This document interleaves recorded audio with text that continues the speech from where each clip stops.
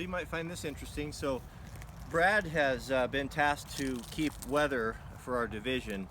Usually when you're on a fire, someone will be posted as a lookout, and oftentimes they'll do weather as well. And what that means is they'll report important fire weather conditions on the hour on the radio for everyone to hear.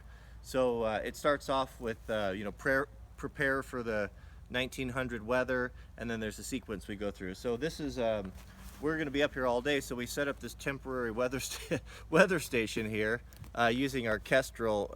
Kestrel's got a bearing with a wind vane on it. This is the 5500. This is made for wildland firefighting. You can see that this is on a very, very fine bearing. Watch how fine this bearing is. I'm probably 2 feet away, I can blow it. It's that fine. So this is going to report back to us the direction of the wind, the relative humidity, the probability of ignition, the wet bulb, dry bulb, all those things that really help us predict fire behavior and spread. With the information that we get from the Kestrel, we can actually predict with some tables that we have flame length, how fast a fire will spread, how fast it will go up a hill, how fast it will back down. It's really, really important. And we also keep track of trending. So when Brad does the weather report, he may say, okay, so the temperature is 70, up 2, up 3, or down. So you can kind of hear, and everyone in the division can kind of make a mental note about what's going on, what's trending. Is it still getting hotter, or is it getting cooler? Is the relative humidity, is that rising or is that falling? And we know we have trigger points so we could expect really aggressive fire behavior. So we just set this up here. We taped it to a combi tool at the highest point that we have on the property, and we're using this to help us give really good, accurate weather reports to our division. Okay, so we got all settled here. So Brad's doing a 360 around the house, make sure there's anything that we can do. We've got the sprinklers hooked up here. We won't turn those on yet, but we'll just turn them on to test to make sure that those are there if we need it. If we have to go, we'll leave and turn all those on.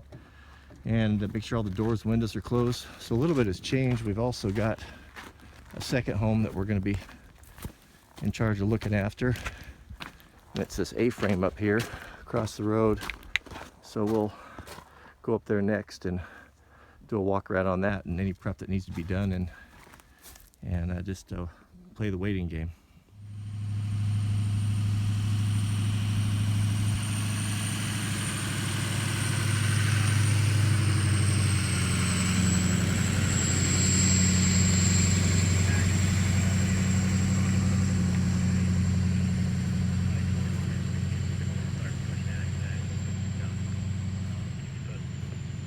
Okay, sounds good.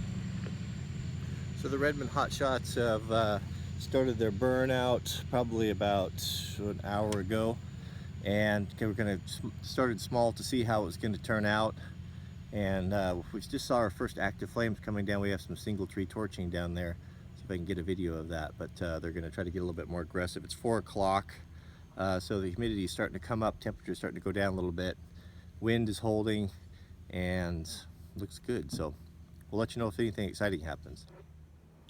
So we're just monitoring the radio, and we happen to be right in the spot where we can see what's going on. And a spot. I sent TFL to take a quick look at it and advise what the impact. There's a house right there. The line, holding line's up above it, and a log rolled down on the other side of the line. Actually right down there. I don't know if you can see the flames or not. And the crews are responding over there to deal with it.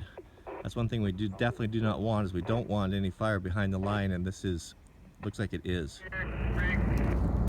Brad, you're a hero. So we're doing sent Brad over here to do a patrol around this house, and he picked up what looks like to be a spot behind the line right there.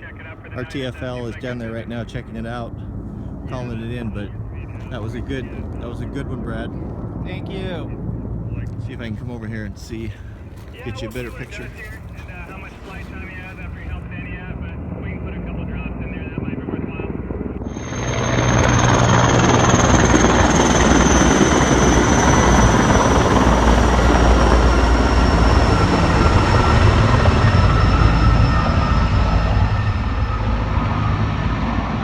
Right there, that was our spot fire. So we diverted the Type 1 helicopter over here to that spot that Brad found, and they dumped a bunch of water on it, and that probably took care of that. That was fantastic. That was fantastic.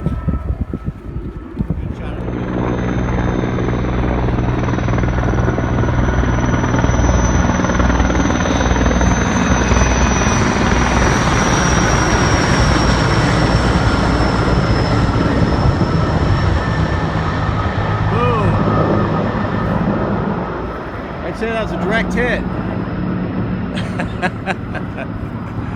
Yeah, this is the best job in the world.